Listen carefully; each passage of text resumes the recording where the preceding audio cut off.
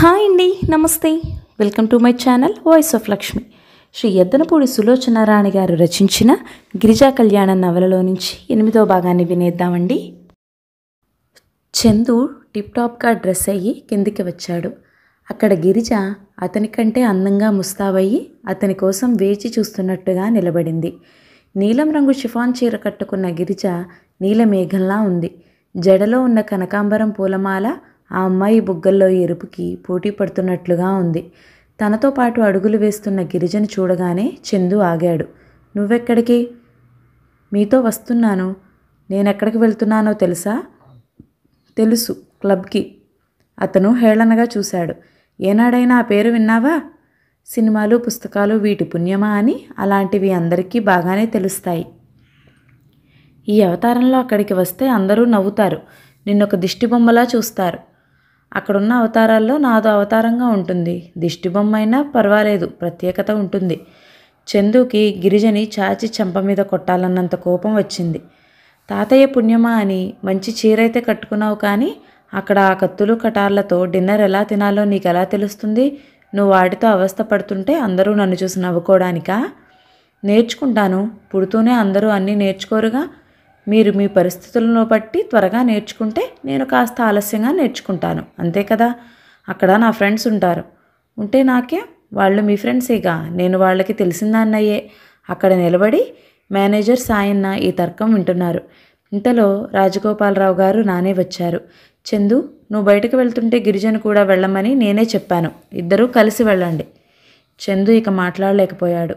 వెళ్ళి కారులో కూర్చున్నాడు. గిరిజ కూడా కూర్చుంది.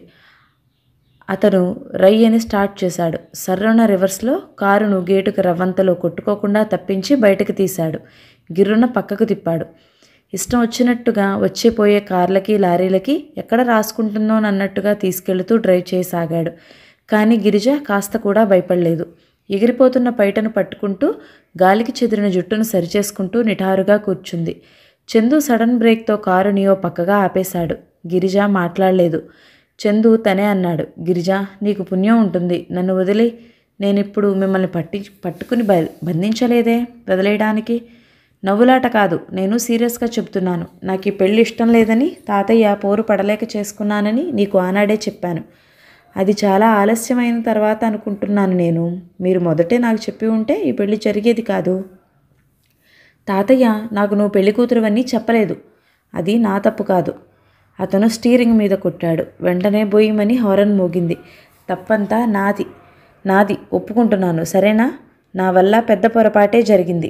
ఇప్పుడు దానికి పరిష్కారం ఏమిటో చెప్పు, నేను వినడానికి సిద్ధంగా ఉన్నాను. పరిష్కారమా? నన్ను మీకు ఇష్టం ఉన్నా లేకపోయినా భార్యగా భరించడమే ఉన్న పరిష్కారం. నువ్వు నన్నెందుకు వదిలేయవు? వదిలేసి నేనేం చేయాలి? నీ ఇష్టం వచ్చినట్లుగా ఉండు. నువ్వు ఎంత డబ్బు కావాలంటే అంత డబ్బు ఇస్తాను. డబ్బా? గిరిజ పెదవుల మీద చిరునవ్వు మెదిలింది. ఎంత అమాయకులు మీరు! మిమ్మల్ని విడిచిపెడితే నాకు కొంత డబ్బే వస్తుంది. మిమ్మల్ని వదలకుండా ఉండిపోతే మీ డబ్బంతా మీ భార్యగా నాకే చెందుతుంది. పోనీ డబ్బు కోసం అయితే అలాగే ఉండిపో, కానీ ఇంట్లో ఉండు. ఇలా నాతో బయటికి రావడం దేనికి? గిరిజ మెడ మీద నుంచి ముందరపడిన కనకాంబరం పూలమాల వెనక్కి తోసుకుని సరిచేసుకుంటూ స్పష్టమైన కోమల స్వరంతో అంది.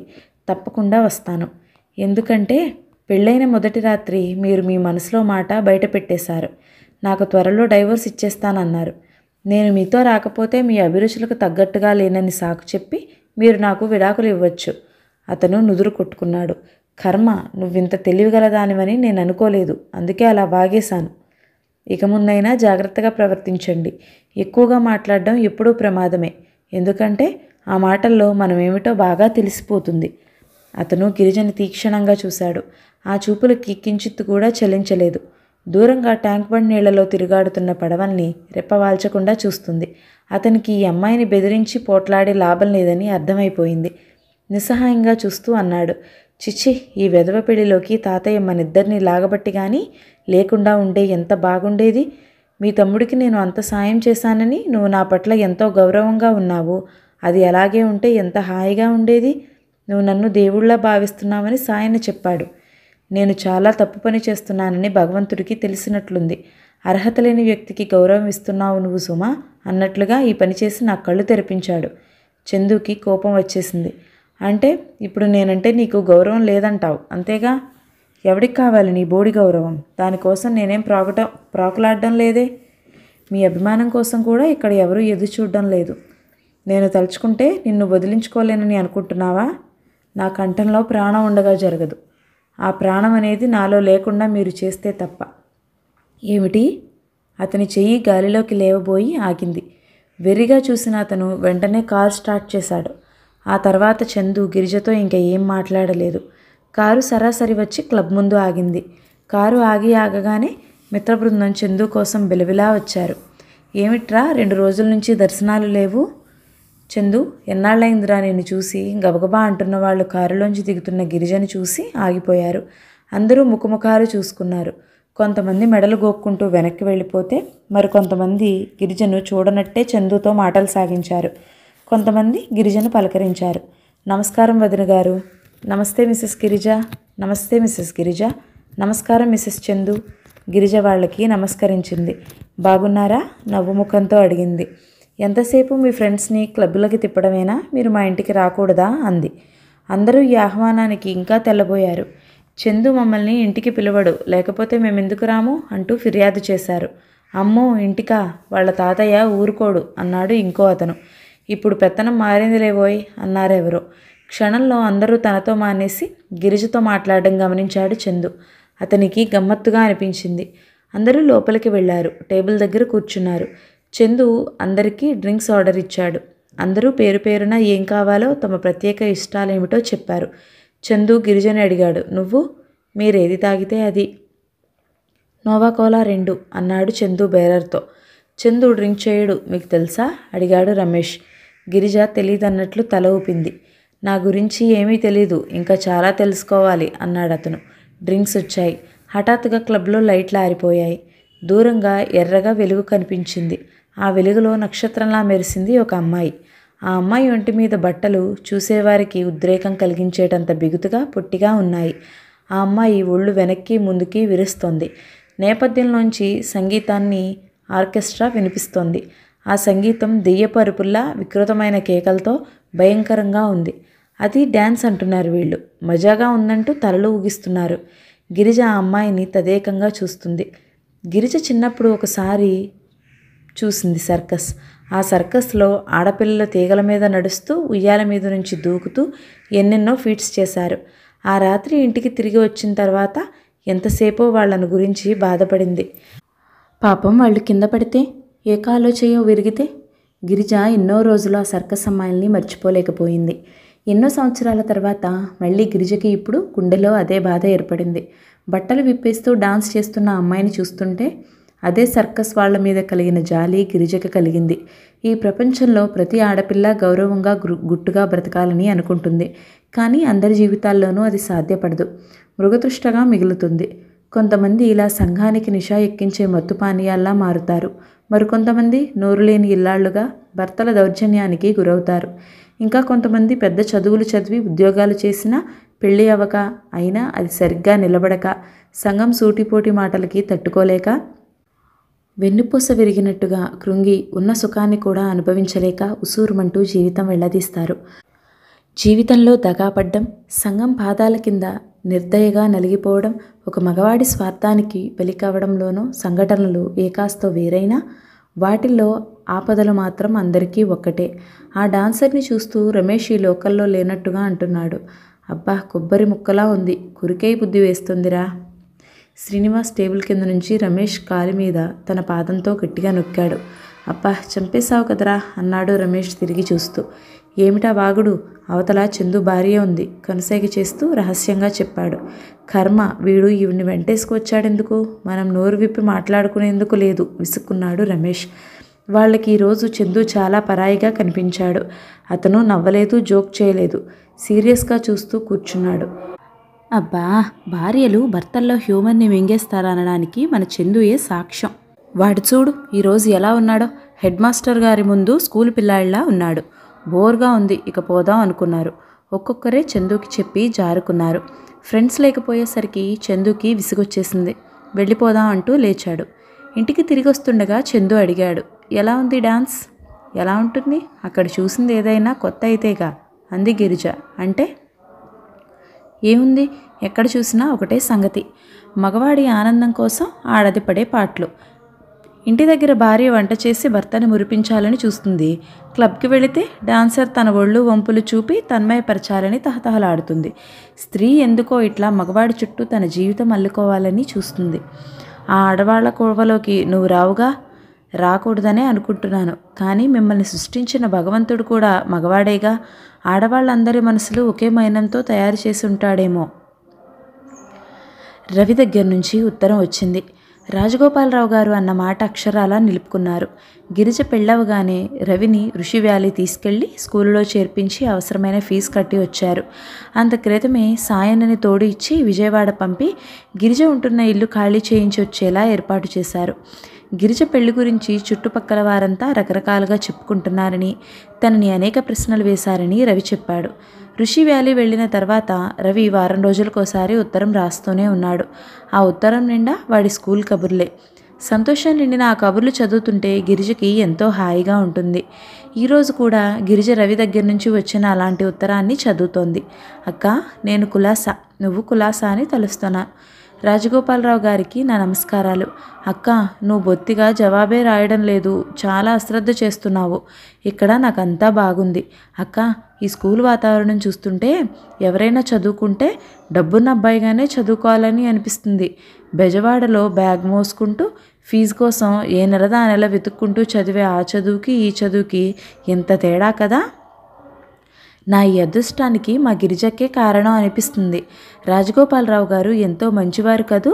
అక్క, నువ్వు చందు గారిని చేసుకోకపోతే నాకెంత బాగా చదివే భాగ్యం అబ్బేదా.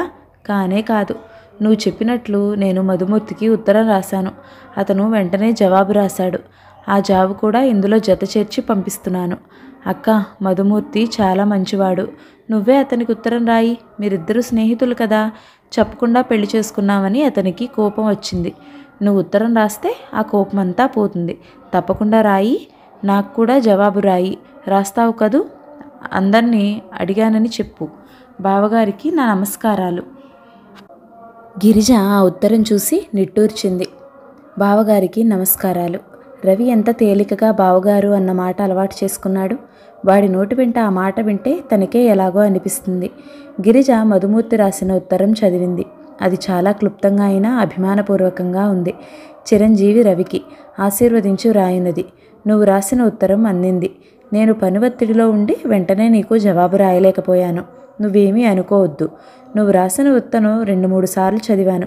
అందులో మీ అక్క పెళ్ళి ఎంత త్వరగా అనుకోకుండా జరిగిందో విపులంగా రాశావు. గిరిజ నాకు చెప్పకుండా పెళ్లి చేసుకుంది అని నాకేం కోపం లేదు రవి. ఈ విధి ఉందే, ఇది చాలా విచిత్రమైనది. ఒక్క పూటలో, ఒక క్షణంలో వ్యక్తుల సంబంధ బాంధవ్యాలు మార్చేస్తుంది. అనుకోని సంఘటనలతో దూరంగా ఉన్న మనుషుల్ని హఠాత్తుగా కలిపివేయనూ కలదు, విడదీయనూ కలదు. మనం నిస్సహాయంగా దాని చేతిలో పావులుగా మారి చూడటం మినహా ఇంకేం చేయలేం. అక్క పెళ్లి గురించి ఎవరు నమ్మినా నమ్మకపోయినా నేను నమ్ముతాను. ఎందుకంటే గిరిజ తెలివి తక్కువ పిల్ల కాదు. ఎంత విపరీతమైన పరిస్థితి అయినా విచక్షణ జ్ఞానం కోల్పోదు. తన పరిస్థితి తను బాగా ఆలోచించగలదు. గిరిజ నిర్ణయాలు చాలా వరకు సరైనవిగానే ఉంటాయి. ఆ విషయం గిరిజ కంటే నాకే బాగా తెలుసు. గిరిజ మీద నాకు కోపం వచ్చిందని నువ్వెందుకు అనుకున్నావు? గిరిజకి పెళ్ళయింది. ఇది వరకు గిరిజ కాదు కదా. అదీ కాకుండా నేను పని ఒత్తిడిలో చాలా తీరిక లేకుండా ఉన్నాను. అందుకని రాయలేదు. నువ్వు అప్పుడప్పుడు ఉత్తరాలు రాస్తుండు. గిరిజకి ఉత్తరం రాస్తే తనని అడిగానని చెప్పు. ఆశీస్సులతో మధుమూర్తి. ఆ ఉత్తరం చదవగానే గిరిజ కళ్ళు చెమగిల్లాయి. మధు మనసు ఎంత ఔన్నత్యపూర్యమో ఆ ఉత్తరం చాటి చెబుతోంది. మధుకి ఉత్తరం రాయాలని ఎంతగానో అనిపిస్తుంది. కానీ ఎలా రాయాలో ఏం రాయాలో తెలియటం లేదు. గిరిజకి చాలాసార్లు మరీ అనిపిస్తుంది, ఈ ఇంటిలో తన స్థానం ఏమిటి? నీకు నాకు సంబంధం లేదని చందు స్పష్టంగా చెప్పేశాడు. అతని ప్రవర్తన కూడా అలాగే ఉంది. తెలుసో తెలియక తను ఈ పెళ్లి చేసుకుంది. ఇదొక బాధ్యతగా భావించి అతన్ని చక్కదిద్దుకుని తనని అర్థం చేసుకునేలా చేసి అతని జీవితంతో అల్లుకుపోమని విచక్షణ జ్ఞానం చెబుతుంటే అదేం అవసరం లేదు, అతనికంటే చావడం నయం. అంత అవమానం చేసిన తర్వాత మళ్ళీ అతన్ని ప్రేమించడమా? అది ప్రేమించడం కాదు, దేవరింపు అనుకుంది. అని అభిమానం కోపంగా తిరస్కరిస్తోంది. అవమానాగ్నితో కుతకుతలాడుతున్న గిరిజకి రాజగోపాలరావు గారి చల్లటి నీడ ఎంతో ఉపశమనం కల్పిస్తుంది. చందుని దారికి తీసుకురావాలి అని ఆయన పడిన తాపత్రయం లేదు. అసలు చందుకి పెళ్ళి ఎందుకు ఇష్టం లేదు? అదే మాట రాజగోపాలరావు గారిని అడిగితే, వాడు సూర్యుని వాడి పెళ్ళాన్ని చూసి అలాంటి నిశ్చయానికి వచ్చాడు అంటారు. గిరిజకి అది నమ్మబుద్ధి కాలేదు. కానీ రాజగోపాలరావు గారు సరిగ్గా కనుక్కుని పోవుండొచ్చు. చందుకి మనసులో పెళ్లి పట్ల ఇంత విముఖత్వం ఎందుకు ఏర్పడిందంటే ఏదో బలమైన కారణం ఉండే ఉంటుంది. అది తెలుసుకోవాలి తను. అక్కడికి ఒకసారి చందుని అడిగేసింది, పెళ్ళి అంటే ఎందుకంత విముఖత్వం మీకు? అది నా సొంత విషయం, నీకు సంజాయిషి చెప్పాల్సిన అవసరం నాకు లేదు, పెడసరంగా జవాబు చెప్పాడతను. గిరిజ అతనితో మళ్ళీ ఆ విషయం గురించి తర్కించలేదు.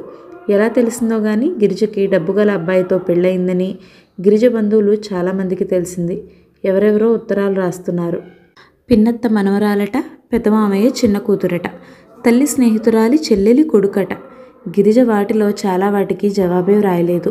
ఒకరోజు ఒక వయసు మళ్ళిన ఆవిడ 2 ఆడపిల్లల్ని వెంటేసుకుని సరాసరి ఇంటికే వచ్చింది. గిరిజ ఎక్కడా, మా గిరిజమ్మ తల్లి ఏది అంటూ పిలిచింది. సాయన్న గిరిజని పిలుచుకు వచ్చాడు. ఆవిడని గిరిజ ఎన్నడూ చూడలేదు. గిరిజ కూడా ఆవిడని చూడలేదు. ఎక్కడ నాయనా మా గిరిజ అంది సాయన్నని. ఇదిగో సాయన్న చూపించాడు. ఆమె అమాంతంగా గిరిజ దగ్గరకు వచ్చి కౌగిలించుకుంది, బుగ్గలు పుణికింది. అసలు నీ పెళ్ళి నేను చేయాల్సింది, నీకు అత్తయ్యనవుతానమ్మా. మీ నాన్న ఎప్పుడు నీ గురించే రాస్తుండేవాడు. మీ అమ్మ పోయిన తర్వాత నేను వద్దామనే అనుకున్నాను. కానీ ఏది, మా వారికి పక్షపాతం, ఇంట్లో చేసే దిక్కు లేదు. ఈ ఊరు పెళ్ళికి వచ్చాను, నువ్వు ఇక్కడే ఉన్నావని తెలిసింది. అందుకే అడ్రస్ పట్టుకుని వెతుక్కుంటూ వచ్చాను. నా కూతుళ్ళు మాత్రం గిరిజ నిన్ను చూస్తుందా, నీతో మాట్లాడుతుందా అని సణుగుతూనే ఉన్నారు. అది ఎంత డబ్బు గలవాడిని పెళ్ళాడినా నా అన్న కూతురే కదా అంటూ వచ్చాను. గిరిజ ఆవిడ్నే చూస్తుంది. దూరంగా కూర్చున్న కూతుళ్ళని పిలిచింది. రమణి, వెంకటి, రెండమ్మ, మన గిరిజ, మీరు ఇంతప్పుడు చూసి ఉంటారు. వాళ్ళు లేచి వచ్చారు. ఇంతలో రాజగోపాలరావు గారు అక్కడికి వచ్చారు. ఆవిడ ఆయన ఎవరు అని అడిగి తెలుసుకుని గిరిజ చెప్పగానే అలాగా అంటూ ఆయన దగ్గరకు వెళ్ళి తనని తాను పరిచయం చేసుకుంది. నేను గిరిజ మేనత్తని, దాన్ని చూడాలనిపించి వచ్చాను. మా అన్నయ్య పోయాడు. ఇది ఎక్కడో చల్లగా ఉంది. నాకెంతో సంతోషంగా ఉంది. మీరు మా స్థితిగతులు చూడకుండా మీ మనవడికి చేసుకున్నారంటే మీ మనసు ఎంత గొప్పదో నాకు అర్థమవుతోంది. అసలు మీలాంటి గొప్ప మనిషిని కళ్ళతో చూస్తేనే జన్మ ధన్యం అవుతుంది. సగం మిమ్మల్ని చూద్దామనే వచ్చాను అంది. గిరిజ, మీ అత్తయ్యని లోపలికి తీసుకువెళ్ళు అన్నారు ఆయన. గిరిజ మేనత్త 4 రోజులుంది. రాజగోపాలరావు గారు కారులో ఊరంతా చూపించారు. వెళ్ళేటప్పుడు అందరికీ గిరిజ చేత బట్టలు పెట్టించారు. ఎందుకు బాబు ఇవన్నీ అంటూనే తీసుకుంది. వెళ్లే ముందు గిరిజతో, ఎక్కడో సుడి ఉండి భాగ్యవంతుల ఇంట్లో పడ్డావు, కాస్త మమ్మల్ని కనిపెట్టి ఉండవే గిరిజ అంది. వాళ్ళు వెళ్ళిపోయారు. వాళ్ళు వెళ్ళిపోయిన తర్వాత గిరిజ రాజగోపాలరావు గారి గదిలోకి వచ్చింది. ఏమ్మా, వెళ్ళిపోయారా వాళ్ళు అని అడిగారు ఆయన. వెళ్ళారు బాబుగారు. మీరు ఆవిడికి ఎంత ఇచ్చారు అని అడిగింది. ఎంత? 1000 రూపాయలు. పెళ్ళేదో కుదురుతుందట, పెళ్ళికి సాయం చేయమని అడిగింది. ఆవిడ అలా ఇప్పటికీ 10 సంవత్సరాల నుంచి అందరినీ అలాగే సాయం అడుగుతోంది. ఆ డబ్బు వసూలు చేసి ఇంట్లోకి వాడేస్తుందే తప్ప పెళ్ళికి దాచదు. ఆయన సానుభూతిగా చూశాడు.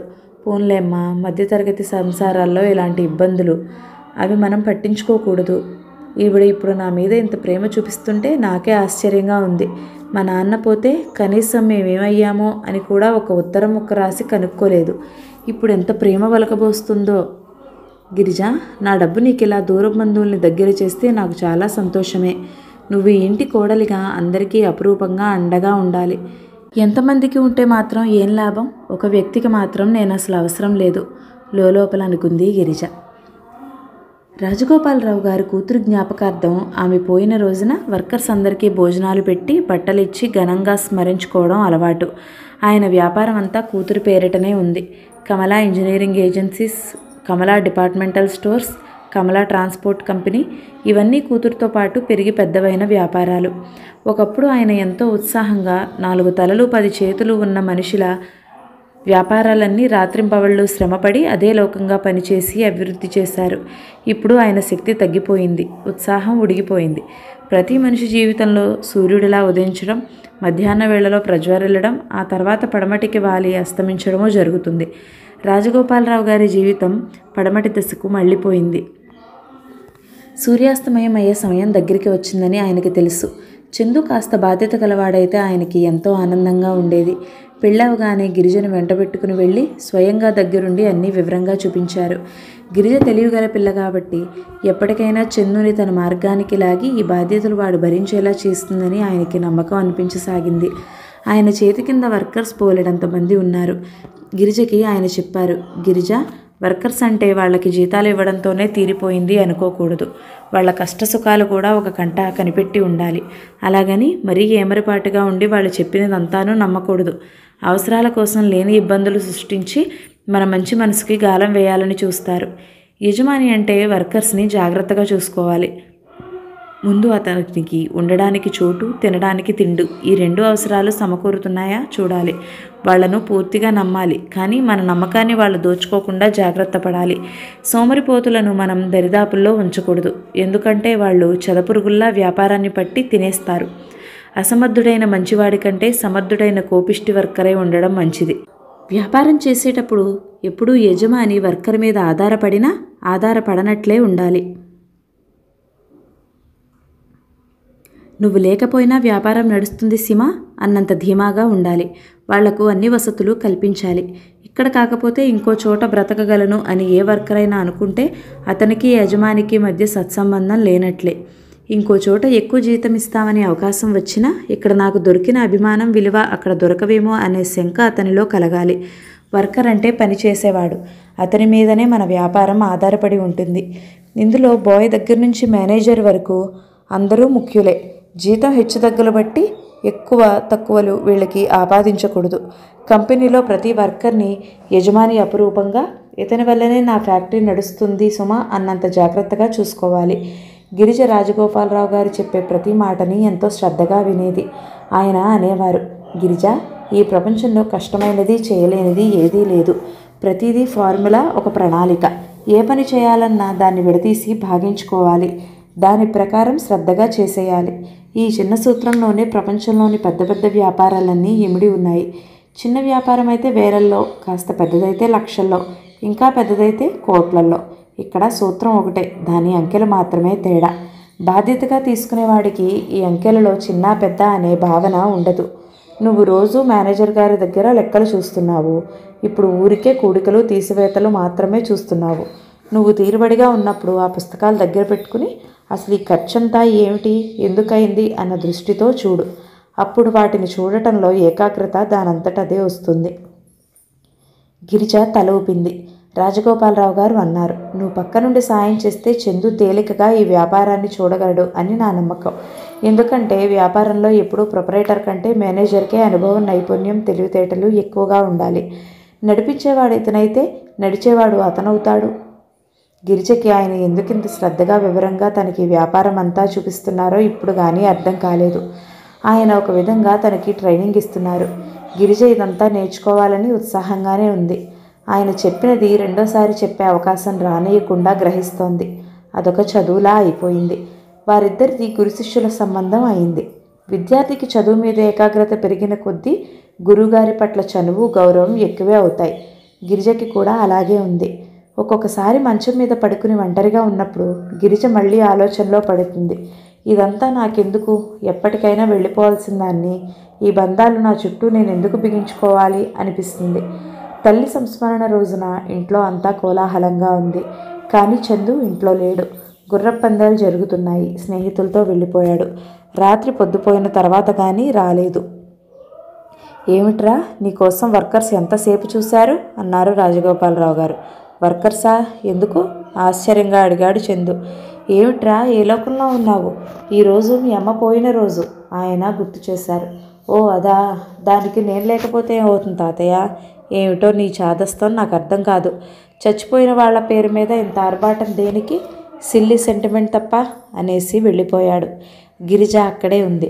సాయన్న చెప్పాడు, చందుకి తల్లి గుర్తులేదు. తాతగారే పెంచి పెద్ద చేశారు. తాతయ్య చెబితే తల్లిని గౌరవించడం తప్ప ఆవిడ అతనికి తెలిస్తేగా ఏదైనా అభిమానం కానీ ప్రేమ కానీ ఉండటానికి. గిరిజ అప్పుడప్పుడు సాయన్న చందు చిన్ననాటి విశేషాలు చెబుతూ ఉండేవాడు. చిన్నప్పుడు చందుకి ఒక కుక్కపిల్ల ఉండేది. దాన్ని ఎంతో ప్రేమగా చూసేవాడు. అది ఎప్పుడూ చందు చేతుల్లోనే ఉండేది. దానికి కూడా చందుకి జరిగిన గారాబం జరిగేది. ఒకసారి ఎలా వెళ్ళిందో గేటు దాటి బయటికి వెళ్ళింది. ఆటోకి తగిలి చచ్చిపోయింది. చందు కుక్కపిల్ల కోసం బెంగపడ్డాడు. రాజగోపాలరావు గారు అలాంటి కుక్కపిల్లల్ని 2-3 తెప్పించారు, కానీ చందు వాటి ముఖం కూడా చూడలేదు. చందు తర్వాత కోలుకున్నాడు, కానీ మళ్ళీ కుక్క అన్న మాటను దగ్గరకు రానిలేదు. స్నేహితులతో కలుస్తాడు, వాళ్ళకి అన్నీ ఇస్తాడు, కానీ అదంతా తనకి ఇష్టమైతేనే. వాళ్ళలో ఎవరికైనా బాధ వస్తే చందు దగ్గరికి వస్తారు, కానీ చందు తనకి బాధ కలిగితే వాళ్ళ దగ్గరికి వెళ్ళడు. చిన్నప్పుడంతా ఒంటరితనం, పెద్దయిన తర్వాత తాతగారి విపరీతమైన గారాబం, స్నేహితులు తమ అవసరాల కోసం అతన్ని ఆధిక్యత చేసి అందలం ఎక్కించడం, ఇవన్నీ కలిసి చందుని పాడు చేశాయని సాయన్న అనుమానం. అతనికి తన సంతోషమే తప్ప ఎదుటివారి సంతోషం కానీ బాధ కానీ గమనించని మనస్తత్వం బాగా అలవాటైపోయింది. గిరిజ వ్యక్తిగా చందు మనస్తత్వం ఏమిటో అర్థం చేసుకోవడానికి ప్రయత్నించసాగింది. చందు గిరిజ ముందు నుంచి వెళుతూ సాయన్నకి చెప్పాడు. సాయన్న, రేపు మధ్యాహ్నం ఫ్రెండ్స్ వస్తున్నారు, లంచ్ ఏర్పాటు చేయి, డ్రింక్స్, కూల్ డ్రింక్స్ అన్నీ తెప్పించు, భోజనం గ్రాండ్గా ఉండాలి, వంట మనిషికి చెప్పు. అలాగే బాబు. ఎంతమందికి ఏర్పాటు చేయాలి? ఆడ మగ కలిపి 25 మంది అవుతారు. అలాగే అన్నాడు. చందు వెళ్ళిపోగానే సాయన్న గిరిజ వైపు తిరిగాడు. ఇంట్లో పార్టీ అంటే ఇక ఇల్లు అదిరిపోవాల్సిందే, చెవులు బద్దలైపోతాయి అన్నాడు. వాళ్ళ తాతగారు ఉన్నారని వచ్చే వాళ్ళకి భయం ఉండదా? ఎందుకుండదు, ఉంటుంది, కానీ తాతగారు ఆ సమయానికి ఇంట్లో ఉంటేగా. పార్టీ అని తెలియగానే ఆ రోజు ఇంట్లో ఉండకుండా ఎక్కడికైనా వెళ్ళిపోతారు, సాయంత్రం వరకు రారు. ఇక ఇల్లంతా వాళ్ళదే, వాళ్ళ ఇష్టం. ఇంత మరీ వదిలేయడం ఏం బాగాలేదు సాయన్న. అదేగా మొత్తుకునేది. ఇది ఇప్పుడు వచ్చిన అలవాటా? చిన్నప్పటి నుంచి అంతే. అందుకే చిన్నబాబుని మార్చడం ఆ దేవుడి తరం కూడా కాదేమోనని నాకు కూడా అప్పుడప్పుడు అనిపిస్తుంది. అమ్మో, పార్టీ అంటే ఇప్పటి నుంచే అన్నీ చూడాలి, ఇంట్లో ఏమున్నాయో ఏం లేవో. ఏ కాస్త లోటు వచ్చినా చిన్నబాబు చంపేస్తాడు మమ్మల్ని. వంట మనిషికి చెప్పొస్తాను అంటూ వెళ్ళాడు సాయన్న. గిరిజ ఆలోచనలో పడినట్టుగా నిలబడిపోయింది. మర్నాడు 12 గంటలైంది. చందు కారుతో కలిసి మరో 1/2 డజన్ కార్లు వరుసగా వచ్చి ఆ ఇంటి ఆవరణలో ఆగాయి. గేట్లు బార్లా తీసి ప్రతి కారుకి సలాము చేసి ఒక పక్కగా నిలబడిన గూర్ఖా ఆ కార్లలో నుంచి దిగుతున్న రకరకాల ఆడపిల్లల్ని మగపిల్లల్ని చూస్తున్నాడు. కారు దిగి ఇంట్లోకి వెళ్ళబోతున్న చందు గుమ్మం దగ్గరకు రాగానే టక్కున ఆగిపోయాడు. సింహద్వారానికి బోదురు కప్పంత తాళం వేలాడుతోంది. ఏనాడు లేనిది ఆ ఇంటి తలుపులు మూసి ఉండడమే కాకుండా తాళం కూడా వేసి ఉంది. సాయనా, సాయనా అరిచినట్టే పిలిచాడు. సాయన్న లేడు బాబు అన్నాడు గూర్ఖా దగ్గరికి వస్తూ. సాయన్న లేడా? ఎక్కడికి వెళ్ళాడు? ఆశ్చర్యంగా అడిగాడు. పెద్దయ్య గారు, గిరిజమ్మ గారు, సాయన్న యాదగిరిగుట్ట వెళ్ళారు. అక్కడ ఈరోజు ఏదో పూజ ఉందిట, అది చేయించుకుని రాత్రికి కానీ రారుట. తాళం చెవులు ఇచ్చి వెళ్ళారా? నాకేం ఇవ్వలేదు. పెద్దయ్య గారు నాకేం చెప్పలేదు, కానీ కోడలమ్మగారు మాత్రం ఇల్లు చూస్తుండమని చెప్పారు. మీరు వస్తే ఇట్లా వెళ్ళామని చెప్పమన్నారు. చందు క్షణం సేపు శిలలా నిలబడ్డాడు. సింగపూర్ నుంచి పాప్ మ్యూజిక్ బృందం వచ్చింది. వాళ్ళకు పార్టీ ఇస్తే బాగుంటుందని స్నేహితులు అన్నారు. చందు సరేనన్నాడు. ఎక్కడైనా హోటల్లో కంటే ఇంట్లో అయితే బాగుంటుందని సలహా ఇచ్చారు. చందుకి ఆ సలహా నచ్చింది.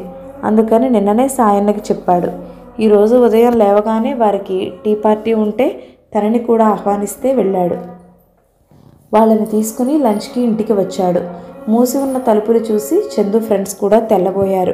ఇది కావాలనే నీ భార్య చేసిన పని, ఇప్పుడేం చేయడం అన్నాడు రమేష్. చందుకు ఎదురుగా కనిపిస్తున్న తాళం వెక్కిరిస్తున్నట్టుగా నవ్వుతున్నట్టుగా అనిపించింది. ఆ విషయంలో అతనికి అవమానం మనసుకు పట్టించుకుని ఆగ్రహపడే వ్యవధి కూడా లేదు. అందరూ కార్లలో మళ్ళీ ఎక్కారు. సరాసరి సిటీలోకెల్లా ప్రసిద్ధి చెందిన హోటల్ బ్లూ స్టార్కి వెళ్ళారు. ఇంతమందికి లంచా? టైం కావాలి అన్నాడు మేనేజర్. అందరూ కూర్చున్నారు. సాయంత్రం 5 గంటలు అవుతుండగా హోటల్ వాళ్ళు లంచ్ ఇచ్చారు. అప్పటికి సగం మంది పైగానే వెళ్ళిపోయారు. చందుకి పుట్టి బుద్ధెరిగిన తర్వాత ఇంత అవమానం ఎప్పుడూ జరగలేదు. ఇలాంటి సమయాల్లో చిత్తుగా తాగే అలవాటు ఉంటే అదొక హాయి. ఆ మత్తులో ఎలాంటి ఘోర పరాజయాన్నైనా మర్చిపోయి ముద్దులా నిద్రపోవచ్చు.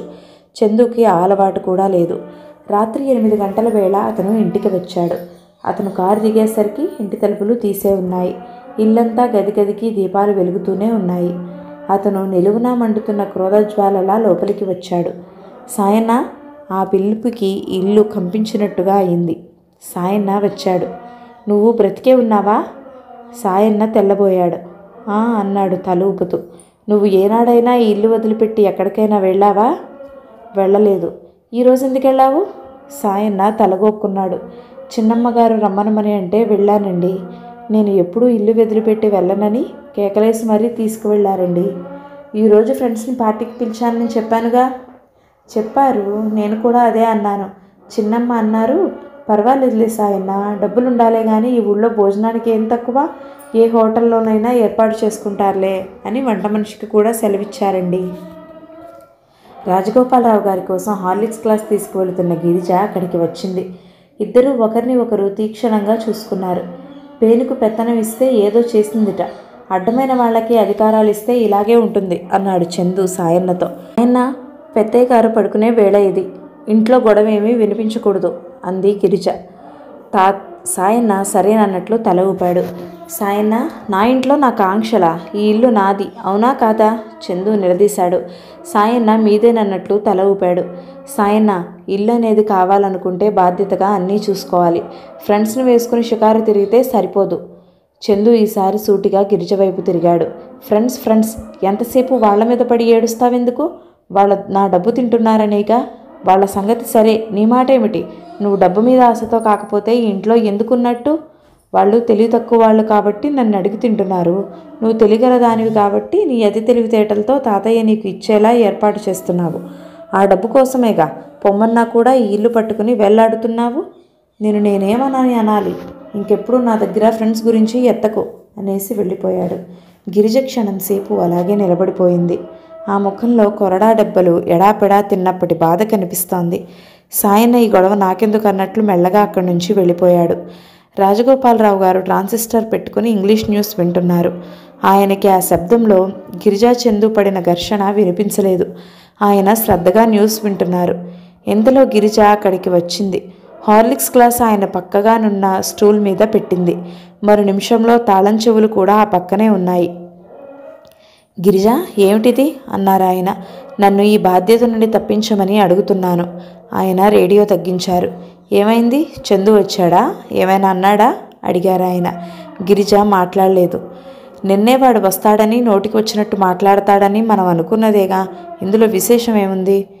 గిరిజ కళ్ళలో ఉబికి వస్తున్న నీళ్లను బలవంతంగా బిగబట్టుకుంటూ ఎటో చూస్తూ అంది. బాబుగారు, సహనానికి కూడా ఒక హద్దు అనేది ఉంటుంది. ఇన్నాళ్ళు మీ మీద గౌరవంతో మనసుని సమాధానపరుచుకుంటూ వచ్చాను. కానీ ఈ రోజున ఆయన అన్న మాటలు వద్దు. నా మనసును చంపుకోవడం నా వల్ల కాదు. నేను రేపు ఊరు వెళ్ళిపోతాను. దయించి మీరు ఇంకేం అడ్డు చెప్పకుండా నన్ను వెళ్ళిపోనీయండి. గిరిజ, చందు మీద నీకు అభిమానం ఉందా లేదా? అది చెప్పినందువల్ల ఎవరికీ ప్రయోజనం లేదు. ఎందుకు లేదు? తప్పకుండా ఉంది. ఒక మాట చెప్పనా? చిన్నప్పుడు తల్లి ఆడిస్తుంటే పసిపాప గుండెల మీద తంతూ ఉంటుంది. తల్లి కోపం తెచ్చుకుంటుందా? అది వేరు, అది తెలియని పసితనం. లేదు గిరిజ, ఇది కూడా అంతే. విచక్షణ జ్ఞానం తెలియని ప్రతి వ్యక్తి ఒక పసిపాప కిందనే లెక్క. చందుకి నీ విలువేమిటో తెలిస్తే అలా మాట్లాడగలడా? అదొక మూర్ఖత్వం అంతే. వాడిని మార్చాలనే కదా మన ప్రయత్నం. ఆ ప్రయత్నం నెరవేరుతుందనే ఆశ నాకు కనిపించటం లేదు. అదిగో ఓడిపోతున్నావు. నీ పరీక్షలో నువ్వు ఫెయిల్ అయిపోతున్నావు ఆయన చూపుడు వేలు చూపిస్తూ అన్నారు. లేదు బాబుగారు, నా బాధ ఏమిటో మీకు అర్థం కావడం లేదు. ఆయనంటే నాకు దేవుడు అనేంత అభిమానం ఉంది. ఈ పెళ్లి మూలంగా ఎంత అభిమానం ఉందో అంత అగౌరవంగా మాట్లాడాల్సి వస్తుంది. ఈ యుద్ధం ఇక చాలు.